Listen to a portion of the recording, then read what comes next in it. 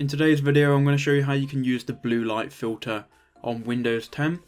So you can get a lot of blue light devices that can minimize the blue light, like glasses, you can get a monitor, but a lot of people don't actually know you can do it inside Windows 10. So to do it, and I'm sure you all know the health benefits of using blue light, otherwise you won't be on the video, but to do it you right click and you go to display settings.